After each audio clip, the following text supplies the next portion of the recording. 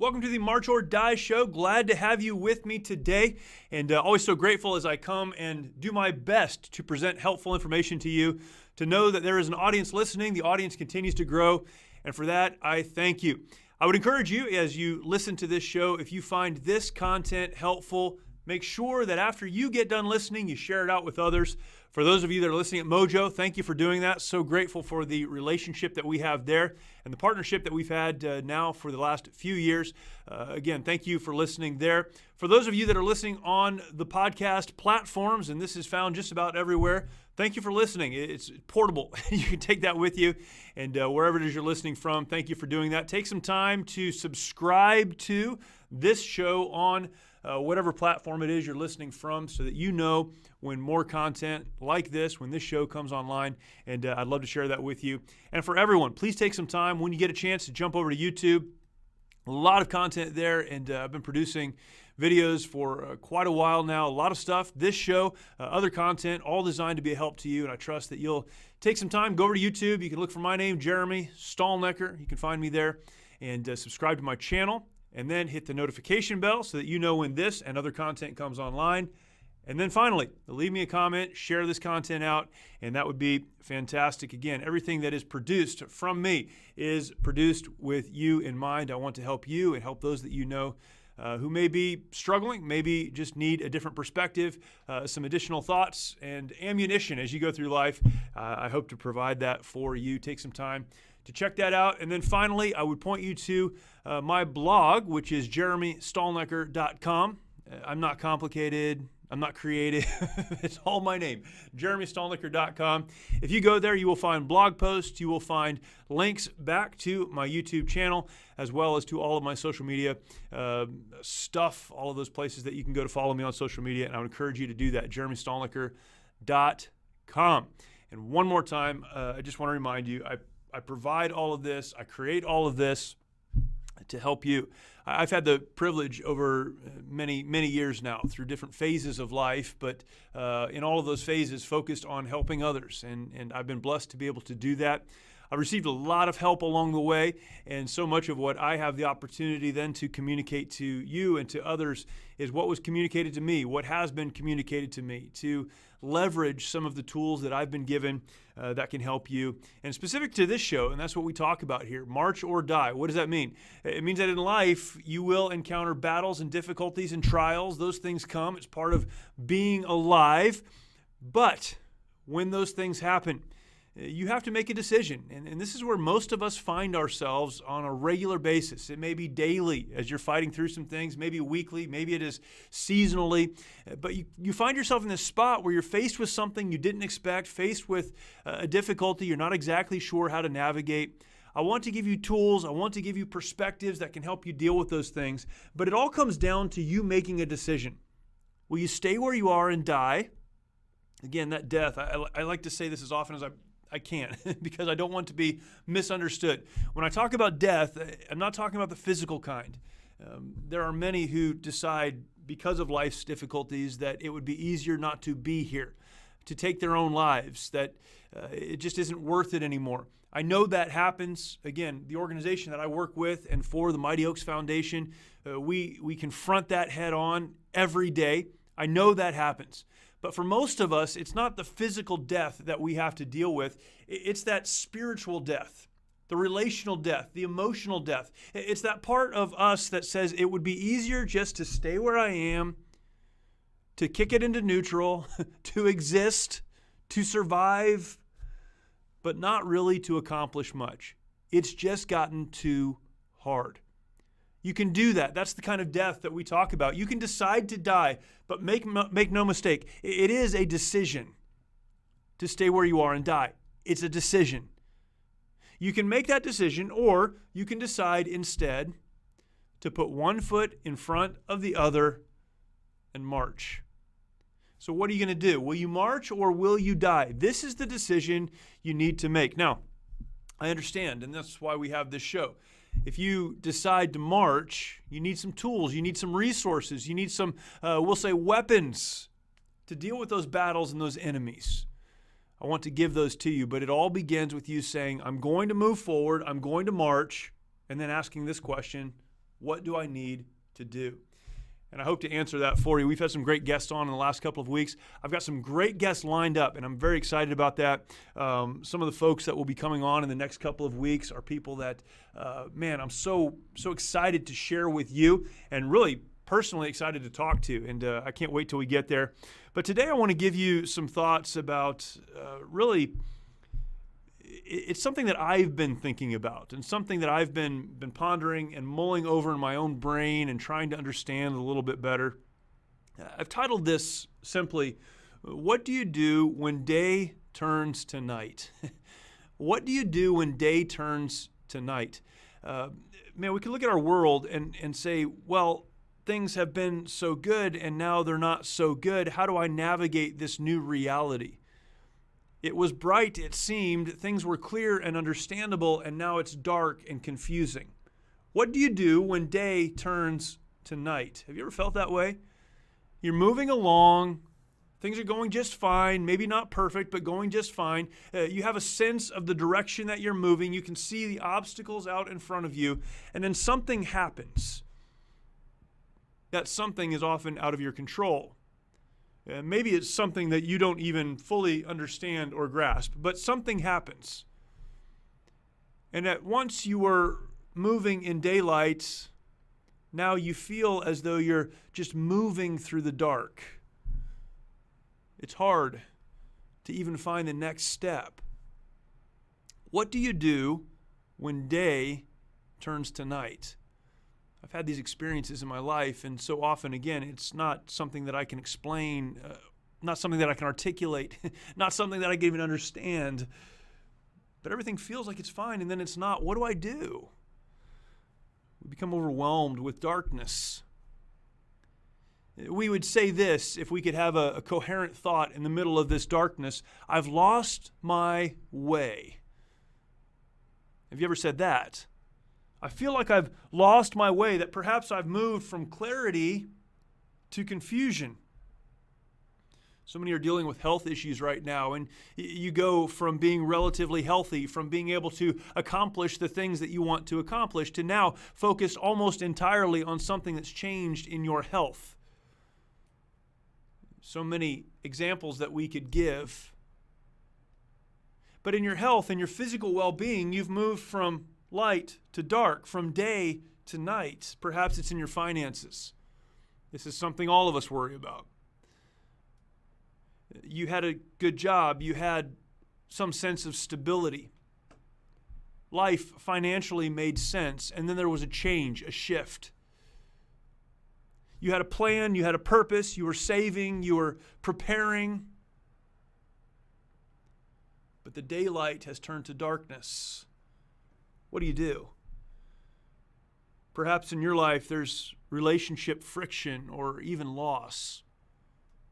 It all made sense. I knew where we were and what we were doing. We seemed to click. Things were happening the way they're supposed to happen, the way that I had imagined they would happen, and now there's friction. Or perhaps even that relationship has gone away. It's lost. I went from day to night. What do I do? What do I do when I find myself in a place of spiritual coldness? For those of you that would be people of faith, would be Christian people as I am, you know that although this is not a desirable state, it's one that we'll find ourselves in from time to time on our Christian journey. You feel so close to God. You feel so connected to what God wants you to do and the direction that you should be going. You feel as though you're walking in the light. But now you find yourself in this place of darkness, spiritual coldness. I don't know how I got here. More importantly, I don't know what to do about it. This analogy makes so much sense to me. I, as many of you know, served in the United States Marine Corps. And in the early days of training, when I was at Marine Corps Officer Candidate School, I was preparing to become a Marine officer, which requires Officer Candidate School, an evaluation period that is, to say the least, overwhelming. We were taught land navigation, and land navigation back in the olden days when I was going through officer candidate school involved a map, that is a paper map, and a compass. So many tools available now, GPS and so many other things that make this much, much simpler. But back then, back in the mid-90s, I was taught how to navigate through the woods of Quantico, Virginia with a paper map and a compass. Now, as you can imagine, this is a difficult process for someone that's never been taught how to do either of those things, to use a map or to use a compass. Putting them together didn't make it simpler, but we were taught everything we needed to know. The map we had was a topographical map, so it showed the area we would be navigating in, but it showed it in terms that we could understand height, that we could understand distance. It was made in a way so that we could understand the terrain and where we needed to go based on what the map represented. We would use our compass, understanding where we were. We'd put the compass with the map, shoot an azimuth, the direction, and start moving. We did this during the day, and then later on we would do it at night. Now, again, if you've ever been through this, you know exactly what I'm talking about. If you haven't, you can imagine. Using a map and a compass during the day is much, much simpler than doing it at night. During the day, you have the ability to look at the map to see those lines that show you how steep a hill is and where the draws and the valleys might be, where the rivers are located. You can look at all of that and look at the ground in front of you and really, even without a compass, begin to get a bearing for where you are and where you need to go and the best way around the obstacles in front of you. It's light out and you can see what's happening. The compass is an aid. But at night, very different situation. The compass is all you have. You shoot your azimuth, that is the direction that you're going, and you hold the compass in your hands, and you walk as slowly, as deliberately, and in as straight a line as you possibly can, from one position to another. That's how you're going to get where you're supposed to go. You can't see anything. You just have to keep stepping forward. When I left officer candidate school, I went to another school, and as I was preparing to become an infantry officer, I went to infantry officer course. We had to navigate everywhere, but it was much more complex. There were missions that had to be accomplished and things that had to be done and timelines that had to be met. Land navigation was just a part of all of that now. There were those times when we would be given an objective we had to move to. This is all in training. And we would start movement as the sun was setting, knowing that we'd be moving into the nighttime.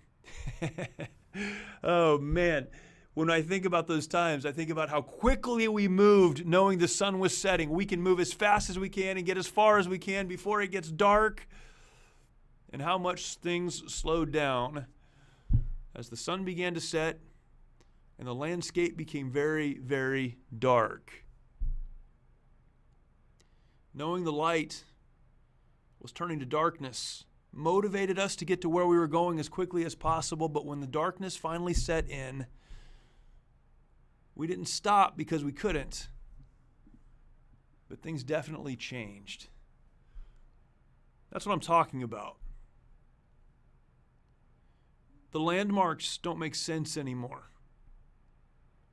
You can't see down the road, so you don't know exactly where you're going or what's coming up. All you know when light turns to dark, when day turns to night, is what's right in front of you. When I was at officer candidate school learning how to navigate, learning land navigation, when we would do our land navigation tests at night,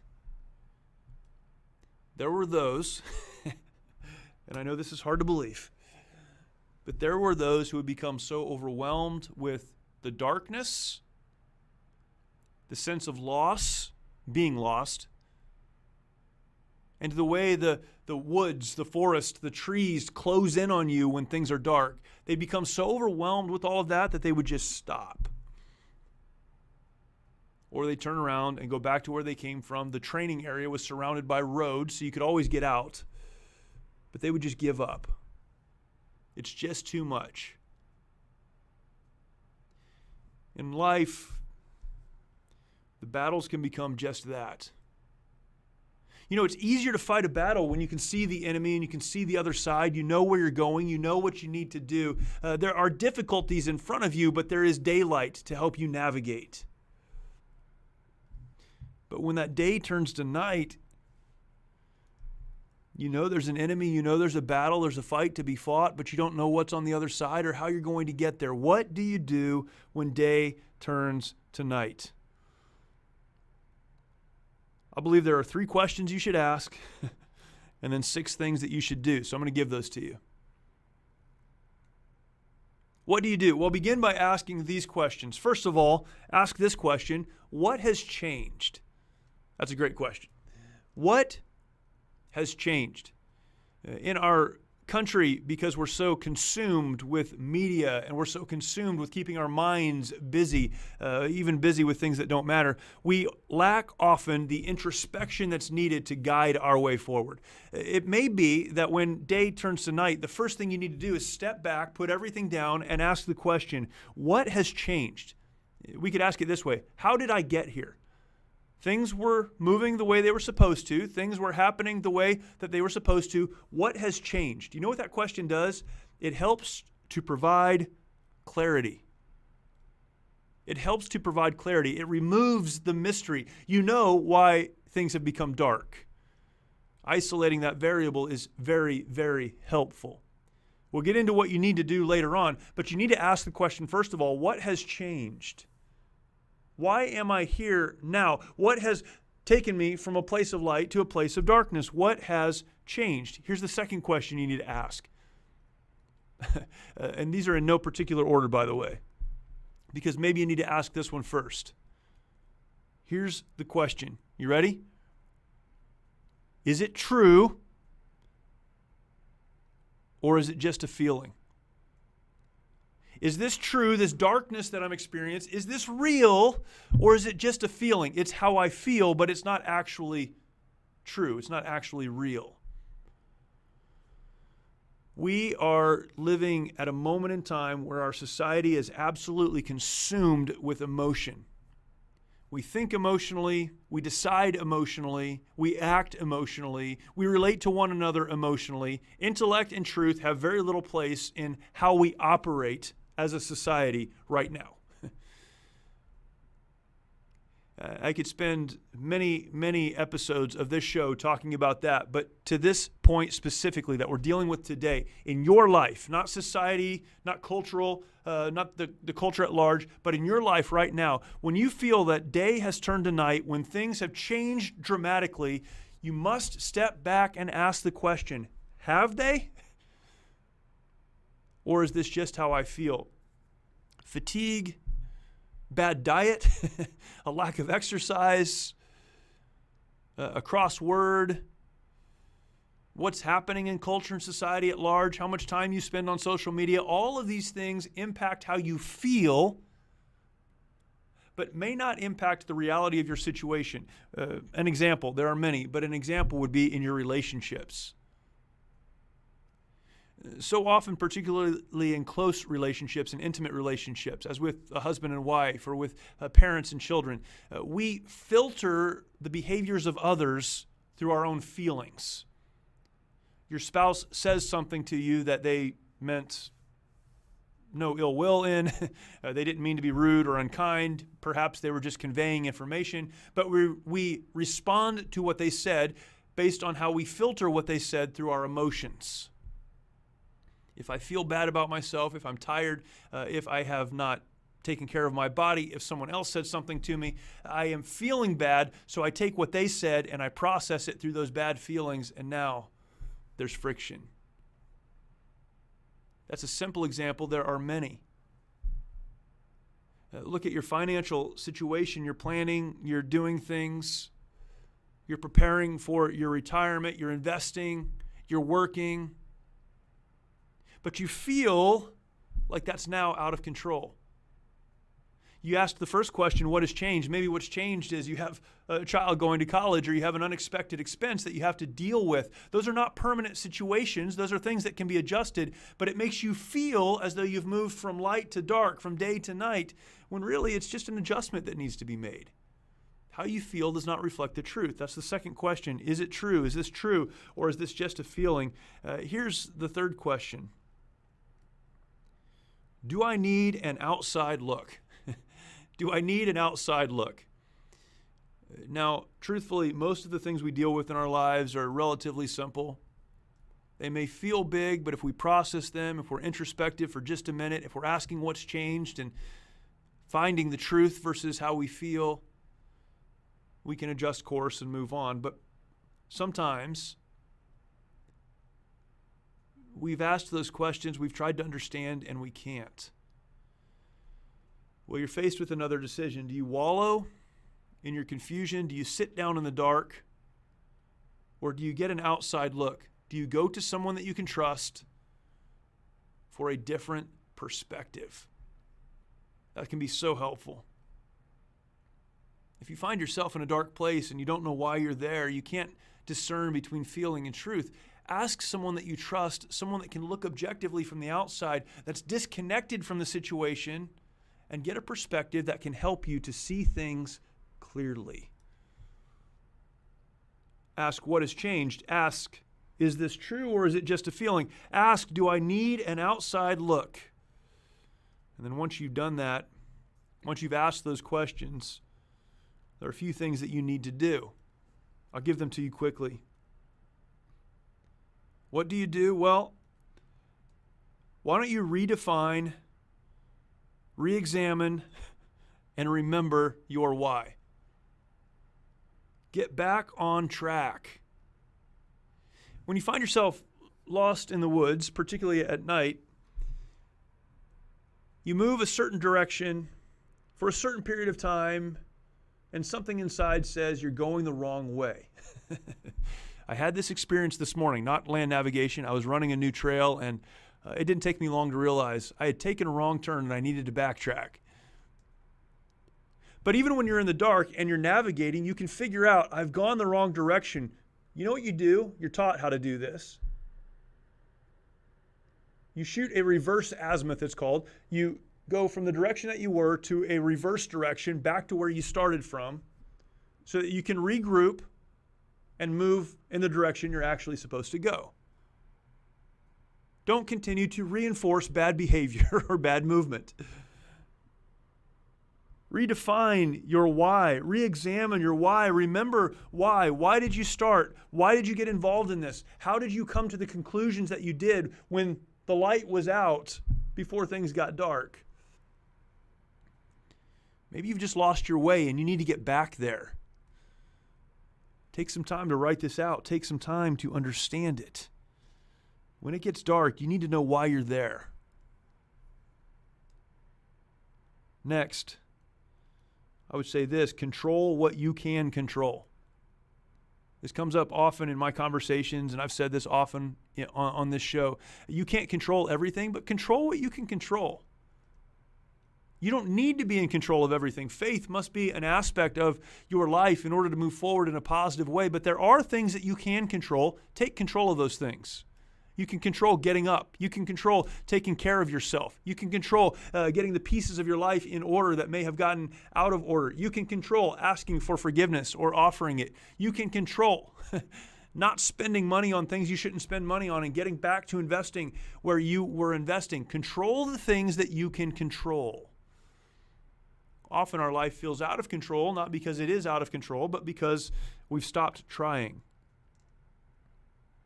Next, do this. Be honest. Be honest with yourself. Not down on yourself, not negative about yourself, but honest about your situation. Don't lie to yourself. Don't pretend things are okay if they're not. Don't pretend things are worse than they are if they're not that bad. Be honest with yourself. Number 4, next, I mentioned this earlier, get help. You don't have to do this alone, nor should you. Find someone that can help you. You'll be surprised if you reach out how many people want to help. Get help. Next, don't panic. This is on the do category, under the do list. Don't panic. Decide you're not going to panic. Panic helps nothing. Panic helps nothing. I have a son who's younger. He's my youngest. And he goes from calm to out of control very, very quickly. He panics. I'm constantly reminding him that panicking doesn't help him figure out what he needs to do next or help him deal with the situation that he's dealing with, and he's learning it, he's growing, he's maturing. That's part of the maturing process. But we do the same thing. We panic. We look around and go, well, all is lost, and we panic. And then we begin to make irrational decisions. Don't panic. Why do I like lists? Why do I like ask 3 questions, do 6 things? Why do I structure my conversations this way? Because we need to have a process that we're going through that allows us, when we feel like panicking, to jump into a process that will carry us step by step, methodically, to the conclusion we need to come to. Don't panic. Panic will not help you. And then 6, finally, refuse to quit. Don't give up.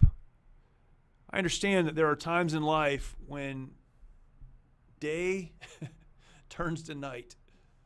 You know what's interesting is that this is the normal course of things, isn't it?